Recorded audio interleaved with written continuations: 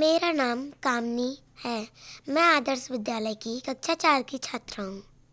कहानी का नाम है राजा के दो लड़के। एक बार की बात होती है, कई समय पहले एक राजा के दो लड़के होते हैं।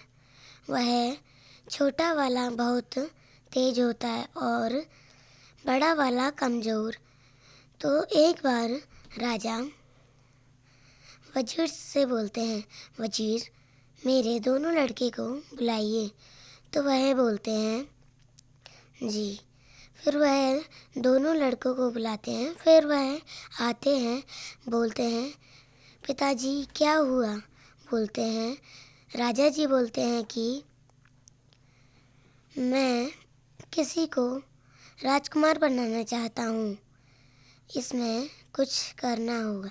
तो वह दोनों लड़ने लगते हैं कि मैं राजा बनूँ, मैं राजा बनूँ। तो राजा जी बोलते हैं, मैं खुद ही फैसला करूँगा। उसके बाद वह दोनों लड़कों को 2-2 रुपए देते हैं। बोलते हैं कि एक दिन 2 दिन में जिसने भी 2 रुपए से एक कमरा भर दिया वही राजकुमार बनेगा। फिर वह दोनों 2-2 रुपए लेकर चले जाते हैं। कुछ समय बाद बड़ा लड़का आता है, बोलता है, वजीर साहब पिताजी को बुलाइए, उनका बड़ा बेटा आ चुका है। उसके बाद वह बुलाते हैं और बोलते हैं कि बेटा तुमने कमरा भर लिया? वह बोलते हैं भर लिया। तो वह कमरे में बैलगाड़ी रख लेता है, फिर भी उसका एक कोना छूट जाता है।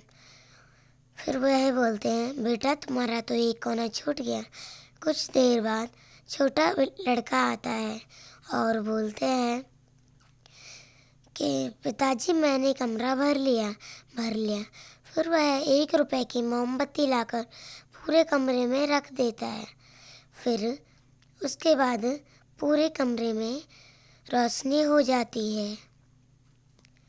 फिर राजा जी बोलते हैं कि तुमने तो वाकई में कमरा भर लिया।